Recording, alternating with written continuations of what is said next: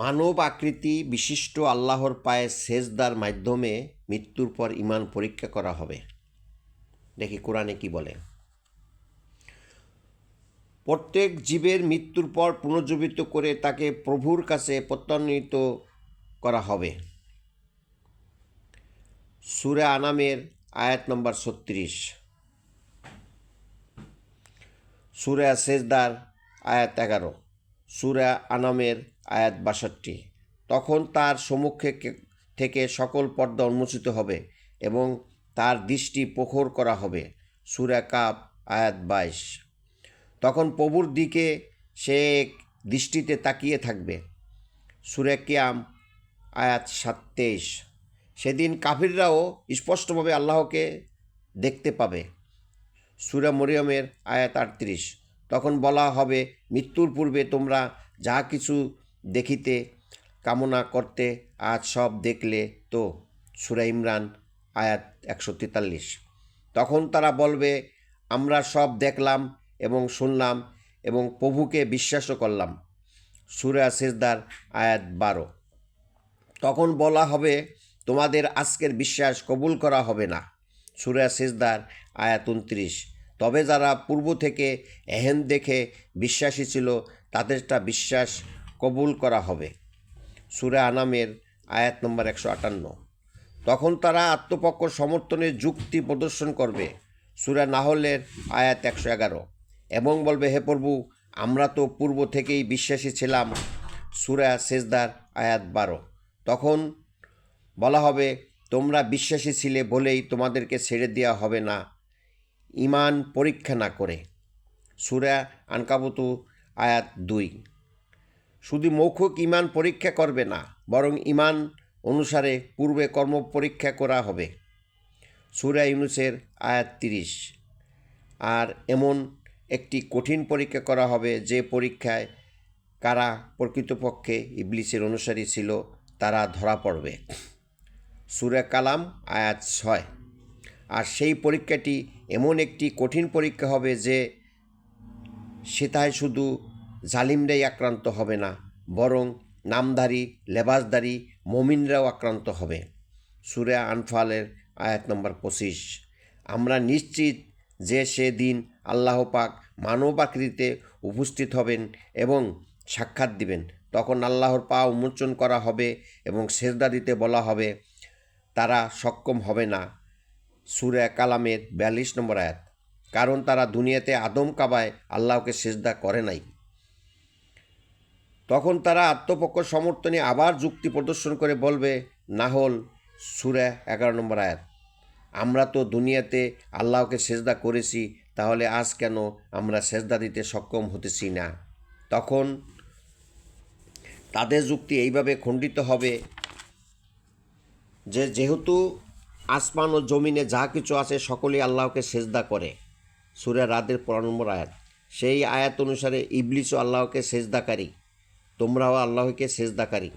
তোমরা আল্লাহকে প্রভু বলে, ইবলিস আল্লাহকে প্রভু বলে। হিজরের 36 নম্বর আয়াত। কিন্তু ইবলিস আদম কাবায় সেজদা না দিয়েই কাবির হয়ে গেছে। বাকারার 34 নম্বর আয়াত। তদ্রূপ মানুষের মধ্যে অধিকাংশ মানুষ আল্লাহকেই প্রভু বলে এবং আল্লাহকে সেজদা করে। হজের 18 নম্বর আয়াত। কিন্তু তারা আদম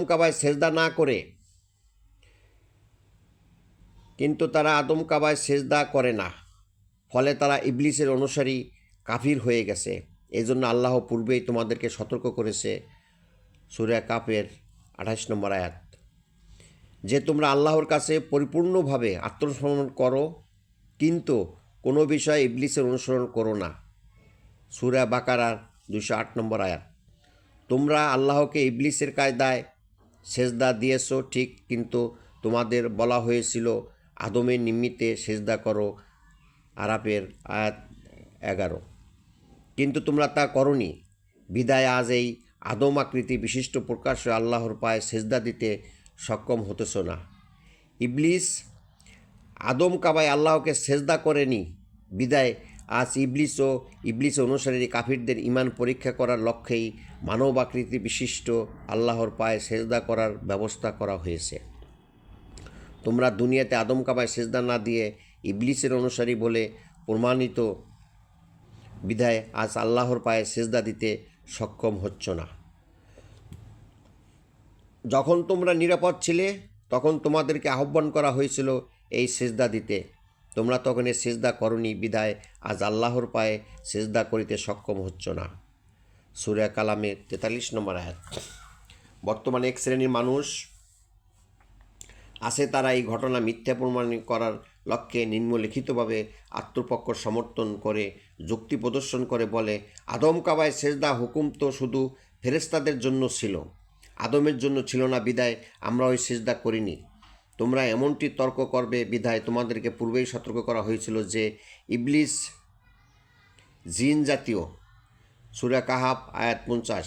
ইবলিস জিন হওয়া সত্ত্বেও যখন আদম কাবায় সেজদা না দিয়ে কাফের, তাহলে ওই সেজদা শুধু ফেরেশতাদের মধ্যে সীমাবদ্ধ ছিল না, বরং প্রত্যেকের জন্য ফরজ ছিল। তখন তারা বলে, ফেরেশতাও জিনদের জন্য আদম কাবায় সেজদা ফরজ ছিল, কিন্তু উহা আমাদের জন্য নয়। তোমরা এমনভাবে তর্ক করবে বিধায় তোমাদেরকে পূর্বেই সতর্ক করা হয়েছে। সূরা কাহাফের আয়াত 28। ইউসুফকে সেজদা দিল ইউসুফের 11 ভাই এবং পিতামাতা ইউসুফ, আয়াত 100।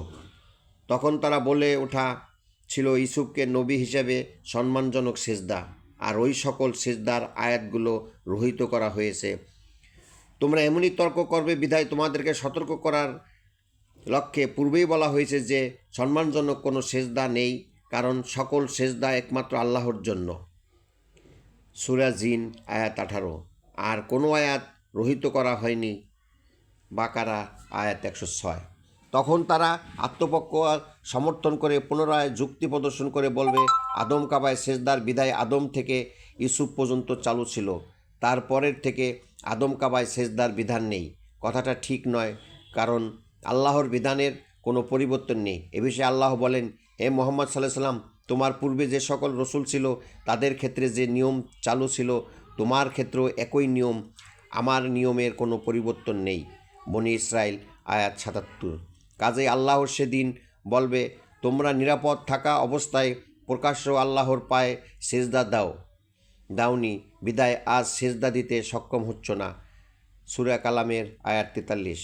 তখন তারা বলবে, হে প্রভু, আমরা সব শুনলাম এবং দেখলাম, আমাদেরকে পুনরায় প্রেরণ করা হোক, আমরা এই কর্মটি করিব। সেজদার আয়াত 12। আল্লাহ বলবেন, না, তোমরা মৃত্যুর সময় এমনটি বলিয়েছিলে। 23 মুমিনের আয়াত 99। না, ইহা একটি উক্তি মাত্র, তোমাদেরকে পুনরায় পূর্ব অবস্থায় প্রেরণ করা হবে না। পরবর্তী পুনর্জীবিত হওয়ার দিন পর্যন্ত তোমাদের সম্মুখে বর্জকে থাকবে। 23 মুমিন আয়াত 100।